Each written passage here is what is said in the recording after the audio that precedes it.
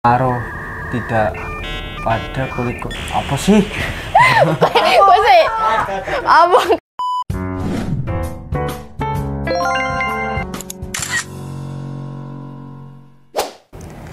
Ya, assalamualaikum warahmatullahi wabarakatuh. Kembali lagi di podcast saya kali ini. Saya Dana Wijaya dan podcast kali ini akan membahas tentang keluh kesah anak sekolah. Jadi di samping saya ini ada Saya Reza Putri Rahayu. ya. Untuk Mbak Reza ini kira-kira sudah tamatan SMP apa belum ya? Kalau saya SMK kelas 11. Oh, sudah SMK. Iya. Berarti untuk SMK ini berarti Mbak Reza ini sudah PKL ya? Ya, sekarang lagi sibuk sama PKL. Oh. Untuk Mbak Reza ini kira-kira ada gak sih teman Mbak Reza ini yang mengeluhkan tentang sekolah? Wah, ini nggak enak apa gimana? Banyak banget. Ya, banyak kan kita berteman tuh pasti saling tukar cerita ya. Yeah. Dari salah satu teman saya itu pasti ada yang cerita keluh kesah mereka di sekolah, kayak bilang nggak enak lah, inilah itulah, banyak tuntutan lah, Yeah. gitu. Untuk ceritanya Mbak Reza sendiri bisa diceritakan? Kalau teman saya itu pasti yang dikeluhkan pasti karena tuntutan. Ya. Yang pertama tuntutan, terus yang kedua kayak nggak suka sama gurunya. Yeah. Pasti Pasti itu. deh kalau itu. Faktor pertama pasti itu. Terus ada lagi yang mungkin nggak suka itu karena pelajarannya. Ya, pasti Nah, ada orang itu pelajarannya nggak kan. suka sama pelajarannya. Betul sekali.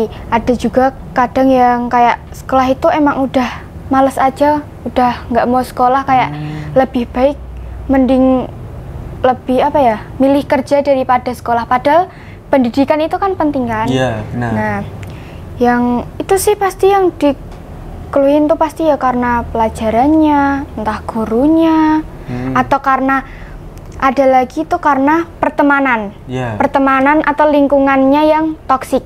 Oh. Itu pasti yang bikin malas sekolah, itu salah satunya itu. Jadi begitu. Untuk pertanyaan selanjutnya nih, Mbak. Kan sekolah saat ini kan masuki mapel kurikulum merdeka nih ya? Iya, betul. Pastinya banyak ada tugas praktek atau ya pastinya banyak tugas praktek ya. Iya. Untuk tugas praktek ini kira-kira memakan biaya uang saku apa enggak sih? Banyak. Apalagi sekarang kan kita kurikulum merdeka. Iya. Itu yang pertama pasti kita banyak guru yang lebih baik project daripada kita mengerjakan tugas secara tertulis. Iya. Nah, kalau project itu pasti memakan banyak biaya, apalagi yang kayak bikin video-video gitu, yang terutama pasti kuota. Iya. Belum lagi propertinya, belum lagi kita mikir idenya, belum lagi kita cari kayak, nggak mungkin kan kita bikin video itu kayak yaudah itu aja, pasti Ya, kita harus cari tempat juga kan. Nah, itu banyak sekali memakan biaya. Nah, untuk pertanyaan selanjutnya nih Kak. Oke. Kan tadi ada teman-teman yang bilang nih, wah uang saku saya nggak cukup untuk seminggu nih. Betul. Nah, itu apakah benar atau tidak ya? Betul sekali. Kalau apalagi buat teman-teman yang uang sakunya mungkin dikasih 1 minggu sekali, 1 bulan sekali, apalagi lewat transfer. Kalau yang 1 bulan sekali itu pasti mereka manajemen uangnya itu pasti lebih susah. Iya, benar sekali. Betul kan? Betul. Daripada yang kita dikasih per hari. Kalau per hari kan habis, ya udah besok masih dikasih lagi. Benar. Kalau per bulan kan, ini harus cukup nih, sehari harus gini, ini buat ini kan, kitanya juga pasti lebih pusing kan.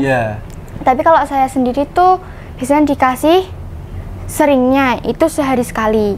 Kalau seminggu sekali tuh malah saya lebih seneng, karena apa? Uangnya itu malah nyisanya lebih banyak yang dari seminggu sekali. Kalau saya sendiri loh. Kalau sehari sekali itu pasti saya mikirnya, alah hari ini dikasih segini, habisin aja sekalian, besok pasti juga masih dikasih lagi, gitu. Tapi kalau buat seminggu itu biasanya saya bagi. Oh iya, ini kan buat seminggu, pasti nanti ada kebutuhan yang lain. Jadi per hari saya ambil sedikit-sedikit. Oh iya, buat uang makan segini, untuk makan siang atau makan beratnya itu saya lebih memilih bawa bekal. Gitu. untuk pertanyaan selanjutnya nih, kira-kira bagaimana cara mengantisipasi jika kita uang sakunya habis dalam waktu kurang dari seminggu? Ya gitu sih, ya kayak gitu tadi. Jadi kita harus bisa apa ya, mengontrol diri sendiri. Mana yang kebutuhan lebih penting, mana yang hanya itu cuman pengen aja gitu. Jadi gini, untuk masalah keuangan ya, kalau dari saya sendiri lebih memilih separuh untuk kita jajan, kalau separuh lagi mending kita tabung.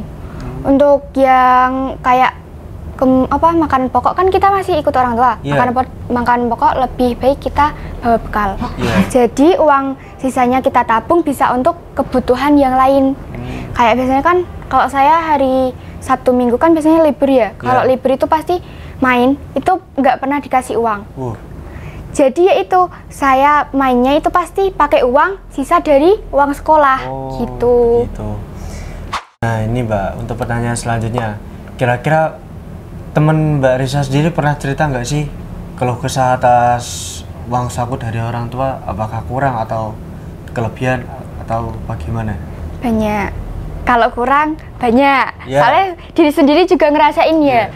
Kalau lebih tuh, kalau dari mereka apa ya, banyak yang lebih memilih untuk ditabung. Karena kita pola pikirnya sama sih, lebih baik kita tabung untuk kebutuhan selanjutnya. Soalnya kondisi apa ya, kondisi orang kan beda-beda. Nggak apa, setiap harinya itu ada gitu loh. Jadi semisal hari ini kita kelebihan, uang sakunya kelebihan, ya udah mending kita simpen buat hari esoknya lagi gitu. Untuk teman Mbak Risa sendiri nih, atau dari Mbak Risa sendiri, kira-kira ada tekanan dari guru nggak sih atas mapel pelajaran, seperti kalau tugas deadline-nya harus 2 hari ini atau bagaimana? Kalau itu sih tergantung diri sendiri ya. Kalau emang lagi giat, lagi rajin itu pasti dikasih waktu segini, oh ya langsung dikerjain. Bahkan sebelum deadline pun kadang udah selesai. Tapi kalau mood sendiri udah nggak bagus, udah males-malesan, ya udah kadang udah temponya kita belum selesai, bahkan belum ngerjain, tuh nanti kita harus minta dispensasi waktu lagi. Itu juga untuk saran dari saya, bikin mood sendiri bagus dulu gitu. Untuk selanjutnya nih, mengenai soal pembiayaan masuk sekolah. Nah, kira-kira kan ini makin hari makin naik harganya ya pastinya. Kan mulainya dulu itu masuk itu 3 juta. Nah, sekarang itu sudah 5 juta. Kira-kira tanggapan kakak sendiri gimana? Ya kalau untuk untuk pendaftaran itu kan pasti dari pihak panitia kan juga udah udah diperhitungkan. Soalnya kan kita semakin hari dari tahun ke tahun itu kan pasti kebutuhan kan semakin banyak, harganya juga makin naik kan. Kalau dari saya sih, selagi fasilitasnya bagus, dari kayak pembelajarannya juga efektif, itu sih saya nggak masalah sih. Untuk yang selanjutnya nih Kak, kira-kira ada nggak sih guru yang rese apa gimana? Terus ya ada nggak keluhannya? Ada. Kalau guru kayak gitu ada ya teman-teman. Pasti di setiap sekolah tuh pasti ada. Apalagi guru cowok yang memandang siswi cewek. Itu tahu kan? Kayak gitu. Nah, kalau guru yang rese itu biasanya juga ada guru yang kayak pilih kasih. Maaf banget. Tapi emang ada. Kayak semisal dia lebih deketnya ke sana. Misal ini bikin kesalahan ini tuh kayak yaudah masih dikasih keringanan. Nggak suka sama yang satunya lagi. Ini cuman bikin kesalahan kecil. Itu pasti nanti bakal dibikin besar. Itu pasti ada. Saya nggak nyebutin guru apa enggak, tapi itu pasti ada. Soalnya mereka kan juga gimana ya, namanya juga manusia pasti kan juga punya salah kan. Iya. Nah gitu. Ya, untuk pertanyaan selanjutnya nih, kan kemarin ada teman-teman nih tanya, Kak, ini kan saya masih sekolah, nah saya itu udah diajak teman main tapi mainnya tuh ke hal yang negatif. Nah saya kan mau nolak gak enak soalnya kita udah temenan lama. Nah untuk tanggapannya Kak Reza sendiri gimana nih? Kalau dari saya, tolak. Harus bisa tegas sama diri sendiri. Kita juga harus mikir ke depannya. Oh iya, saya ngikut dia ke hal kayak gini. Pasti awalnya seneng, tapi kan kita nggak tahu apa ke depannya gimana. Iya. Contoh aja, misal saya diajak temen untuk ke hal yang nggak baik kayak maaf, mabuk gitu kan, atau merokok gitu kan. Pasti awalnya nggak mau ditolak gimana, namanya juga teman sendiri, nggak ditolak tapi ya gimana ya, pasti bingung. Iya, benar. Kalau saya mikirnya harus bisa menolak, karena apa, selain kita merugikan diri sendiri, kita juga mengecewakan orang tua. Iya, benar gitu. Sama mereka seneng, tapi kan kita sendiri yang rugi. Iya. Nah, untuk Kak Reza nih, pesan untuk teman-teman sekolah ini, mohon dijelaskan. Buat teman-teman, pinter-pinter manajemen uang sendiri. Kita kan nggak tahu ke depannya kita ada terus kan. Nah, untuk pertanyaan yang terakhir tadi, apapun itu, kalau kalian diajak ke hal yang nggak baik, harus bisa tegas, harus bisa menolak. Jangan hanya karena udah temen deket terus mau aja. Ditolak dengan cara yang baik, kalau bisa dikasih saran, karena kita itu temen harus bisa saling saling mengerti gitu. Ya, sudah cukup sekian sekiranya. Saya Danang Wijaya dan saya Reza Putri Rahayu. Kami pamit undur diri, mohon maaf apabila ada salah perkataan. Dan jangan lupa untuk mengikuti kegiatan saya selanjutnya. See you next time.